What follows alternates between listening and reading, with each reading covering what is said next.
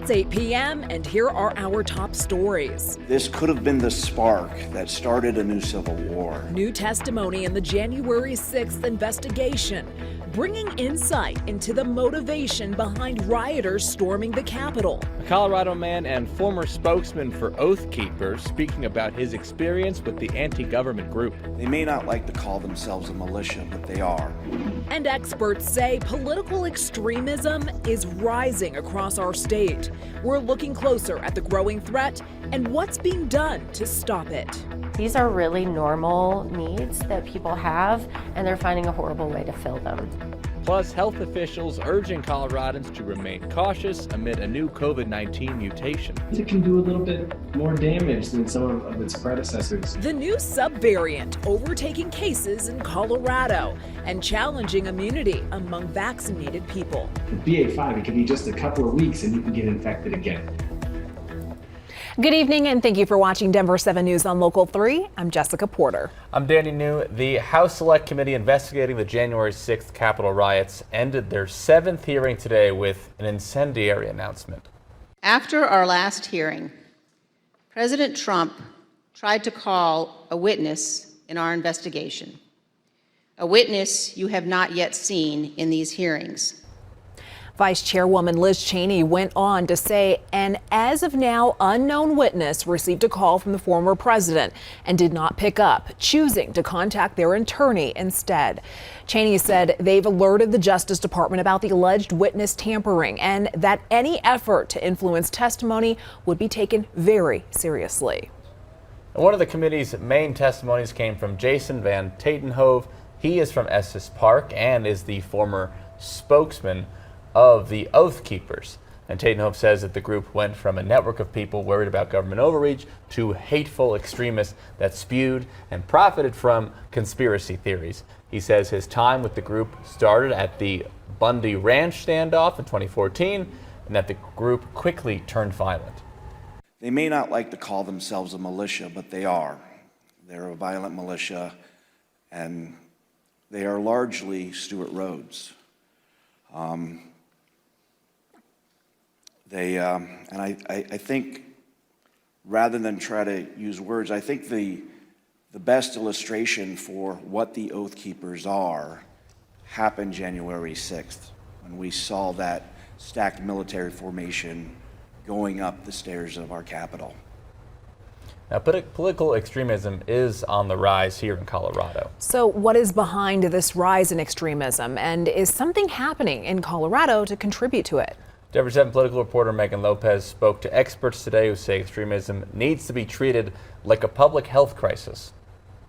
My time with the Oath Keepers began back at Bundy Ranch. It's rare to get an inside look at an extremist group. They're a violent militia. Rare to hear about what motivates them and how they gain their followers. The perpetration of violence, the swaying of people who may not know better through lies and rhetoric and propaganda that can get swept up in these moments. And I'll admit I was swept up at one point as well, too. Extremist groups took the spotlight on January 6th when they marched into the U.S. Capitol to try to stop the certification of the 2020 election. 14 Coloradans were arrested, though not all were connected to extremist groups. 3 others were arrested recently in Idaho near a pride event dressed in riot gear. It's gotten worse. The director of the Colorado Division of Homeland Security, Kevin Klein, says extremism is on the rise. And in Colorado, there's been an increase in the searches that domestic violent extremists do. According to the Southern Poverty Law Center, Colorado has 18 extremist groups, including big names like the Proud Boys. The white supremacist groups, the white nationalists, we're definitely concerned about those. Hate crimes in Colorado are also up 54% from last year, much higher than the national average. Incidents of, papering where white supremacist groups are putting anti-Semitic stickers and placards up in different public spaces. Psychologist Rachel Nielsen says the pandemic isolated people, but it also connected extremists. Now people can radicalize 100% online. And that's what we found is these are really normal needs that people have, and they're finding a horrible way to fill them. And these groups are getting clever at recruiting, using games, apps, and more. Mental health is another major factor, so the way she sees it, I would relate this to a public health issue, and we're really on the national level and on the state level addressing this as a public health issue. That this is tapping into the mental health issues. Megan Lopez, Denver 7. Thank you, Megan. And the Anti-Defamation League tracks hate crimes across the country and breaks down the number of reports per state. Over the past year, the ADL has reported 204 total incidents in Colorado, with a vast majority of these incidents being categorized as white supremacist or anti-Semitic. A CU Boulder police officer has been fired after an investigation into comments he made on Reddit. Former CUPD officer Drew Matthews is accused of writing anti-homeless and anti-black comments on a Reddit post back in April. Matthews was placed on administrative leave during the investigation. In a statement, the department says they are committed to professional standards, and Matthews could no longer effectively perform his duties for the university. We are continuing to follow a fire burning in Jefferson County tonight. The Snow Creek fire is burning in the area of Highway 8 and US 285, and firefighters say it's now burning 1 acre at 25% containment. This is right near the Willow Spring subdivision. Jefferson County deputies say pre-evacuation notices have been sent out for about 60 homes, and one of them has been evacuated at the top of the ridge where the fire is burning. Crews say they will work until dark and keep an eye on it overnight. A tragic end in the search for a missing hiker in southern Colorado. Saguache County search and rescue teams found the body of 41-year-old Lewis Corcoran this afternoon. They say he apparently fell from a ridge in between Kit Carson Peak and Challenger Point. Corcoran went missing on Saturday after summiting Kit Carson. A technical rescue team was able to recover his body. We're learning more about an incident involving a plane that landed at DIA this afternoon. In a statement, United Airlines says that after a successful landing, the brakes overheated, causing smoke to appear from beneath the plane. The pilot then ordered everyone to exit the plane as quickly as possible. Some passengers had to use the emergency slides to get off, while others used the jet bridge. Thankfully, though, nobody was hurt. Still scary. Yeah. So you're probably going to hear a lot about the Omicron subvariant BA.5 in the next few weeks. Doctors say it appears to be the most contagious variant yet and makes up the majority of new cases in the U.S. And they're also sharing concerns because it may be escaping immunity. Denver 7's Patrick Perez reports the latest subvariant is a strong reminder that we are just not out of this pandemic yet.